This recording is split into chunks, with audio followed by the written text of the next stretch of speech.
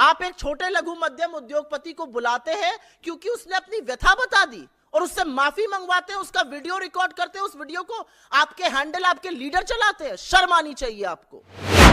निर्मला सीतारमण को माफी मांगनी चाहिए क्योंकि उनका घमंड जो है वो इस तरह का। उनसे महंगाई की बात करिए तो वो कहती है मैं लहसुन प्याज ही नहीं खाती।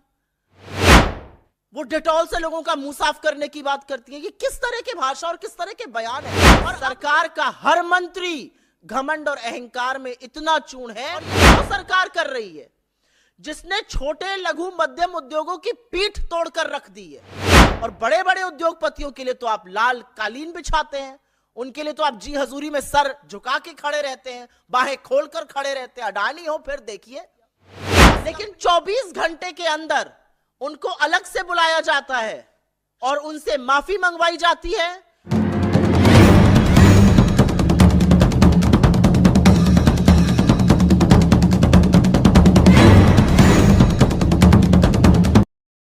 ये जो वीडियो आपने देखे, इसमें से पहला वीडियो कोयंबटूर का है, 11 सितंबर का है। 11 सितंबर को भाजपा ने अपनी मेंबरशिप ड्राइव के तहत लोगों को आमंत्रित किया था। निर्मला सीतारमण वित्त मंत्री हैं, उनसे मिलने के लिए।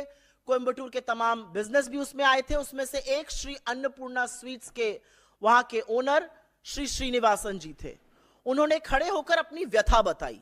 उन्होंने कहा कि मेरी एक मिठाई की दुकान है, वहां पर मीठे पर 5%, नमकीन पर 12%, प्लेन बन पर 0%, और अगर क्रीम लगा तो उस बन पर 18% जीएसटी लगता है।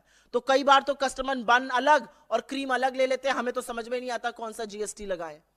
और उन्होंने यह भी कहा कि इतने जटिल के जीएसटी के चलते हमारा कंप्यूटर भी फंस जाता है, इनपुट टैक्स क्रेडिट करने वाले इनकम टैक्स ऑफिशियल्स को भी नहीं समझ में आता है, तो जीएसटी की रेट को थोड़ा सरल कर दीजिए। ये एक छोटे मध्यम लघु उद्योगपति हैं और वो ये बात, ये व्यथा अपनी इस देश के वित्त मंत्री के सामने कह रहे थे। वित्त मंत्री, ऐसा प्रतीत हुआ वहां पर कि उनको कोई इससे आपत्ति नहीं थी, उन्होंने कुछ हंसी मजाक भी किया। लेकिन 24 घंटे के अंदर उनको अलग से बुलाया जाता है श्री अन्नपूर्णा जी के मालिक को, और उनसे माफी मंगवाई जाती है। चोरी से पीछे से उनका वीडियो रिकॉर्ड होता है। मुझे नहीं पता उनका कंसेंट, उनकी सहमति भी इसमें थी कि नहीं थी। उनका वीडियो रिकॉर्ड किया गया और उस वीडियो को बीजेपी की तमिलनाडु इकाई ने अपने ऑफिशियल हैंडल्स पर डाला। इसका क्या मतलब है? क्या इसका मतलब यह नहीं है कि इस देश की वित्त मंत्री के सामने अगर किसी ने अपनी व्यथा, अपनी तकलीफ, अपना दुख, अपना दर्द, अपने कारोबार की दिक्कत बताई, तो बजाय उसको सुलझाने के उन्होंने उस व्यक्ति को डराना, धमकाना, उससे माफी मंगाना ज्यादा जरूरी समझा। इंग्लिश में एक टर्म होता है इंटॉक्सिकेटेड ऑन पावर। ये सत्ता का गंदा नशा, ये सत्ता के गंदे नशे में चूर्ण अगर हरकत नहीं है तो ये और क्या है। और ये वो सरकार कर रही है जिसने छोटे लघु मध्यम उद्योगों की पीठ तोड़कर रख दी है। ये वो उद्योग है जिनके पास कोई चारा नहीं है।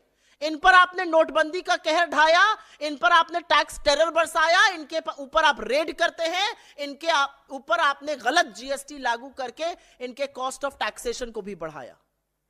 और बड़े बड़े उद्योगपतियों के लिए तो आप लाल कालीन बिछाते हैं, उनके लिए तो आप जी हजूरी में सर झुका के खड़े रहते हैं, बाहें खोलकर खड़े रहते हैं। अडानी हो फिर देखिए।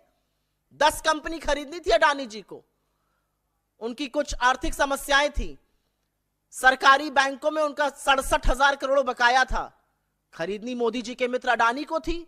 बैंकों ने कहा कोई बात नहीं, डिस्काउंट पर अडानी जी ने खरीद ली। 67,000 करोड़ देना था, 16,000 करोड़ से कम दिया। 74% नुकसान इस देश के सरकार की बैंकों ने झेला, चूना लगाया गया उनको। इस देश के बड़े बड़े कॉर्पोरेट्स का टैक्स घटाकर 22% कर दिया गया। आपका अभी भी 30% बना हुआ है और उसके ऊपर सेस वगैरह लगाकर। इस देश में इनकम टैक्स कलेक्शन अधिकतर कॉर्पोरेट टैक्स कलेक्शन से कम रहता है क्योंकि कॉर्पोरेट आपसे कई गुना ज्यादा पैसा बनाते हैं। लेकिन मोदी जी ने उसको भी खत्म कर दिया। 3.5 लाख करोड़ करीब करीब इनकम टैक्स कलेक्शन हुआ इस साल, डायरेक्ट टैक्स की बात कर रही हूं, और कॉर्पोरेट टैक्स कलेक्शन करीब 2.1 लाख करोड़, 2,10,000 करोड़ हुआ। जो इनकम टैक्स 21% होता था पूरे डायरेक्ट टैक्स कलेक्शन का वो अब 28% हो गया है। जो कॉर्पोरेट टैक्स मनमोहन सिंह जी के जमाने में पूरे टैक्स कलेक्शन का, डायरेक्ट टैक्स का 35% होता था, वो घट के 26% हो गया है। असलियत यह है कि इस देश के सबसे गरीब लोग, करीब आधे भारतीय, 64% जीएसटी अदा कर रहे हैं। तो आप पर टैक्स की कहर है, टैक्स की मार छोटे लघु मध्यम उद्योगों पर है। लेकिन अगर वो अपनी व्यथा बताएंगे, अगर वो अपनी दिक्कत बताएंगे, तो उनके साथ ये किया जाएगा। तमिलनाडु अपने लोगों का, अपने प्रदेश का, अपनी संस्कृति का यह अपमान नहीं सहेगा। और इसीलिए मुझे कोई संदेह नहीं है कि बीजेपी पेरियार की लैंड में आज तक खड़ी नहीं हो पाई है, क्योंकि आप तिरस्कृत करते हैं लोगों को। और ये तिरस्कार, ये अपमान इस देश का कोई राज्य नहीं सहेगा। ये इज्जत है आपकी लोगों के मन में। आप एक छोटे लघु मध्यम उद्योगपति को बुलाते हैं क्योंकि उसने अपनी व्यथा बता दी, और उससे माफी मंगवाते हैं, उसका वीडियो रिकॉर्ड करते हैं, उस वीडियो को आपके हैंडल, आपके लीडर चलाते हैं। शर्म आनी चाहिए आपको। There is a reason why the BJP will never be able to make an inroad in the land of Periyar. Because this is nothing but absolute insult, disrespect of Tamil Nadu, of its hard-working people, of hard-working industrialists who build their businesses with sweat, with equity, and with everything that they've had in them. Nirmala Sitharaman को माफी मांगनी चाहिए, क्योंकि उनका घमंड जो है वो इस तरह का। उनसे महंगाई की बात करिए तो वो कहती है मैं लहसुन प्याज ही नहीं खाती।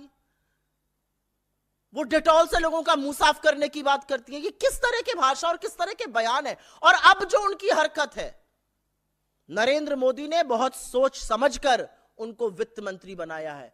इस सरकार का हर मंत्री घमंड और अहंकार में इतना चूर्ण है, और बार बार उसका ब्यौरा आपको देखने को मिलता है। और इसके जनक खुद नरेंद्र मोदी हैं। लेकिन तमिलनाडु के साथ, तमिलनाडु के लोगों के साथ, तमिलनाडु के कारोबारी के साथ जो आपने किया है वो अस्वीकार है। What you have done to an industrialist from Tamil Nadu being drunk and intoxicated on power is absolutely unacceptable. We are not going to accept this. We demand an apology from Ms. Sitaraman. We demand an apology from the BJP. And we also demand the BJP Tamil Nadu unit to come forward and say who recorded that video and why was it uploaded.